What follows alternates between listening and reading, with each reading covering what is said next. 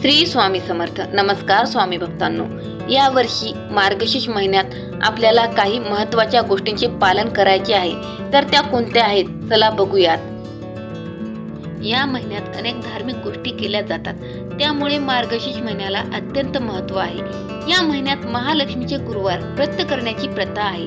तसेच भगवान श्रीकृष्णांची पूजा केली जाते व दान धर्म पुण्य करण्याचे या महिन्यात विशेष फळ मिळते असे म्हणतात. मार्गशीर्ष महिना हा श्रावण महिना एवढाच पवित्र मानला गेला आहे. या महिन्यात माता लक्ष्मीची उपासना करणं, भगवान विष्णूंची सेवा करणं, दान धर्म करणं अतिशय महत्त्वाचं मानलं गेलं आहे. हिंदू धर्मात मार्गशीर्ष महिन्याला अत्यंत धार्मिक महत्त्व आहे. या महिन्यात भगवान श्रीकृष्णांची भक्ती, पूजापाठ, व्रत केले जातात. असे म्हणतात की हा महिना श्रीकृष्णाला समर्पित असतो. या महिन्यात केलेले व्रत आणि दान पुण्याचे शुभ फळ भगवान विष्णू आपल्याला देतात अशी मान्यता आहे. त्यामुळे अनेक जण मार्गशीर्ष महिन्यात सात्विक आहार घेऊन व्रत आणि पूजा करतात. तसेच या महिन्यात महालक्ष्मीची देवीची पूजा करण्याचे देखील विशेष महत्त्व मानले जाते. मार्गशीर्ष महिन्यातील प्रत्येक गुरुवारी महालक्ष्मीचे व्रत आणि पूजा केली जाते. यामुळे देवीची कुटुंबावर कृपा राहते असे म्हणतात. या मार्गशीर्ष महिन्यातही सगळ्यात महत्त्वाचा भाग म्हणजे मार्गशीर्ष गुरुवार.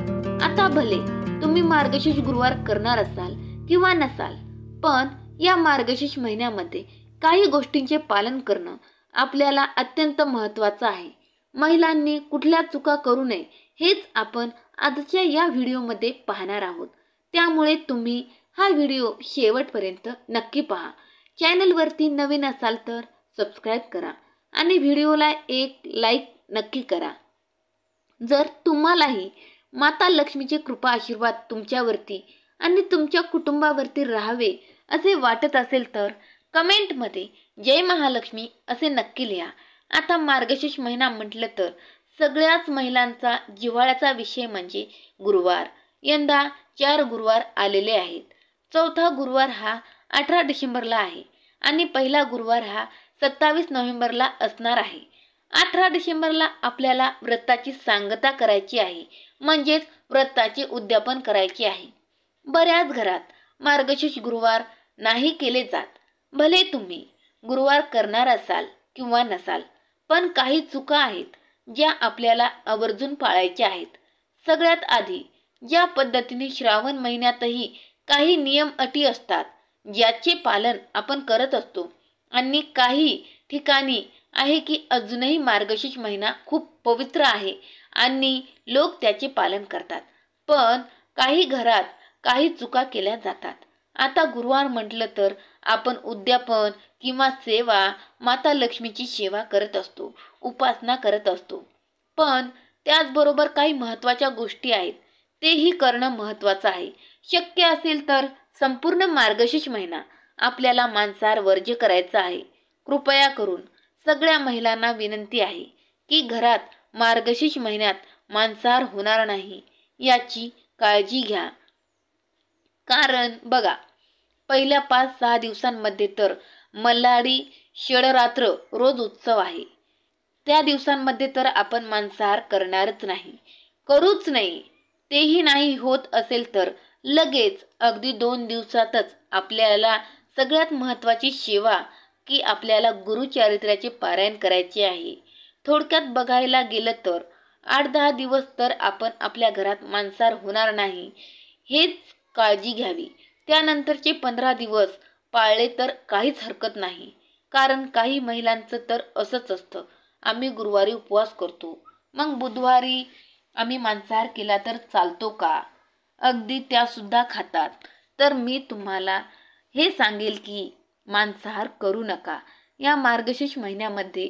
आणि मल्हारी सप्तशती ज्या काही आपण सेवा करणार आहोत, षडरात्र उत्सवामध्ये सुद्धा मांसाहार वर्ज्य आहे. आणि गुरुचरित्र पारायणाच्या कालावधीमध्ये सुद्धा अजिबात मांसाहार करूच नाही. मग नंतरचे 15 दिवस जर पाळले तर काय बिघडतं? शक्य असेल तर आवर्जून घरात मांसाहार करूच नका. पण कसं होतं ना की आपण खूप जीव तोडून सेवा करतो आणि म्हणजे आता घरचे म्हणतील, चल आता तुझे गुरुचरित्राचे पारायण झाले आहे, मग आम्ही खाऊ शकतो का? आता जर तुमचा जो बिझनेस असेल की आमच्याकडे म्हणजे आम्ही मेस चालवतो, तो आम्हाला करून द्यावंच लागतं, आम्हाला मांसाहारी करून द्यावंच लागतं. जर तुमचा उद्योगधंदा आहे तो त्याच्यावर जर तुमची रोजीरोटी चालत असेल तर त्याचा त्याग तुम्ही करू नका. म्हणजे तुम्हाला जर ते करून द्यावं लागत असेल तर ते तुम्ही करूनच द्या. कारण आपण काम हे पहिलं आहे, मग बाकीचे आपले नियम आहेत. आता लोक खाणारे आहेत, त्यांना आपण बदलू शकत नाही, तर तुम्ही करू शकता. पण तुमच्या घरात तुम्ही खात नाही ना, हे महत्त्वाचं आहे. म्हणून मांसाहार वर्ज्य करावं. अगदी संपूर्ण मार्गशीर्ष महिना तेवढा पवित्र, हा भगवान विष्णूंची सेवा करण्यासाठी खरंच खूप महत्त्वाचा महिना मानला गेला आहे. मार्गशीर्ष म्हटलं तेवढं लग्न कार्य सुद्धा आलेच. तर आता लग्न कार्यात जर तुम्ही जाणार असाल किंवा जर तुम्हाला बाहेर जायची वेळ आली असेल तर ताई, परान्न शक्यतो वर्ज्य करावं. जर तुमची कुठली सेवा चालू असेल म्हणजे संकल्पयुक्त सेवा चालू असेल तर अर्थात तुम्ही परान्न वर्ज्य करू शकता. दुसऱ्याच्या घरचं खाऊ नये. माहेरचं खाऊ शकता का? अगदी गुरुमाऊली सुद्धा म्हणतात की काही महिलांचे असतं आहे, आम्ही गुरुचरित्राचा पारायण करतो, आमच्या माहेरी करतो, तर माहेरचं आईबापाचं तुम्ही खाऊ शकता, काहीच अडचण नाही. पण बाकीच्यांच्या घरचं खाण्याचा म्हणजे न खाण्याचा तुम्ही प्रयत्न करा. त्याचबरोबर येतं ह्या मार्गशीर्ष महिन्यामध्ये जर आपण व्रतवैकल्य करत असतो ना, त्याच पद्धतीने आपल्या घरातही आपलं घरातील वातावरणही तेवढंच चांगलं शुद्ध असणं महत्त्वाचं आहे. माता लक्ष्मीची सेवा करण्यासाठी, गुरूंची सेवा करण्यासाठी तुम्ही स्वतःला क्लीन करावं. तुम्ही मंत्रमुग्ध होऊन सगळ्या सेवा कराव्यात. कोण काय बोलतं आहे, कोण तुम्हाला काहीतरी बोलत आहे, कोणीतरी तुम्हाला नावं ठेवत आहे, याच्यापेक्षा तुमची सेवा महत्त्वाची आहे. तुम्ही ती सेवा प्रॉपर करावी. कोण तुम्हाला काय बोलतं, कोणीतरी तुम्हाला नावं ठेवतं, तर मला असं वाटतं की प्रत्येकाचा लेखाजोखा हा परमेश्वराकडे आहे. आपण त्याला उत्तर देत बसायचं नाही. आपल्या वेळ आल्यावर देव त्याला नक्कीच उत्तर देईल. तुमचं काम आहे सेवा करणं, चांगलं काम करणं. प्रत्येक स्त्री आपल्या कुटुंबासाठीच करत असते. आपला नवरा आहे, आपल्या घरातील व्यक्ती आहे, मुलं बाळ आहेत, त्यांच्यासाठीच ती करत असते. म्हणून कोण काय बोलतं त्याच्यापेक्षा तुम्ही काय चांगलं करू शकता, आणखीन काय महत्त्वाच्या सेवा करू शकता याच्याकडे लक्ष द्या. दुसरं, आता गुरुवार आहे तर गुरुवारी आम्ही केस धुवू शकतो का? कारण मार्गशीर्ष महिन्याचे गुरुवार आहेत आणि बऱ्याच वेळा असं म्हणतात की बऱ्याच महिला गुरुवारी केस धुवत नाहीत. बुधवारी आता बऱ्याच वेळा अशा कमेंट येतात की ताई, बुधवारी आम्ही मांसाहार खातो आणि गुरुवारी केस धुतले तर शरीरातील मांसाहार जाणार आहे का? म्हणून सांगते की मांसाहार वर्ज्य करावं. पण कधीकधी काही कारणांमुळे, आपले सांसारिक अडचणीमुळे आपल्याला गुरुवारी केस धुवायचे असतात.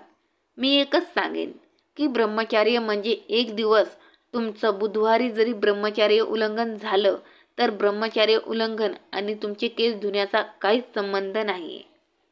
आणि तुमच्याकडे जर ते असेलच तर तुम्ही बुधवारची डोकं धुवून घ्या. बुधवारी ब्रह्मचर्याचे पालन करावं की जेणेकरून गुरुवारी डोकं धुण्याचा तुम्हाला प्रश्नच येणार नाही. गुरुवारी केस धुवू नये असं म्हणतात, तर गुरुवारी शक्यतो केस धुवू नये. गुरुवारी घराची स्वच्छता पण करू नये. घराची स्वच्छता म्हणजे लादी पुसू नये किंवा मग म्हणतो ना की संपूर्ण जाळं जळमट काढू नये. तर या मार्गशीर्षच्या गुरुवारी सुद्धा हे नियम लागू होतात. आता गुरुवारी लादी पुसू नये म्हणजे काय? आपलं घर स्वच्छच असतं, फक्त एक दिवस तुम्ही संपूर्ण व्यवस्थित झाडावं, फरशीला आराम द्यावा, म्हणजेच आपल्याला पण आराम मिळेल. तर मग गुरुवारी केस पण धुवू नये. बाकी तुमची इच्छा, ज्याला जसं वाटेल त्याने तसं करावं. तुम्हाला वाटतंय ना की मला गुरुवारी केस धुवायचे, काही होत नाही, मग तुम्ही करू शकता, तुमची इच्छा. आणि गुरुवारी फरशीसुद्धा पुसू नये असं म्हणतात. तुम्ही घर झाडू शकता म्हणजे काय, घरात साफसफाई करायची नाही असं नाही. मी घर झाडू शकते पण संपूर्ण घर म्हणतो ना आपण की घराची स्वच्छता करणं, जाळं जळमट काढणं किंवा पंखे साफ करणं ह्या गोष्टी तुम्हाला करायच्या नाही आहेत.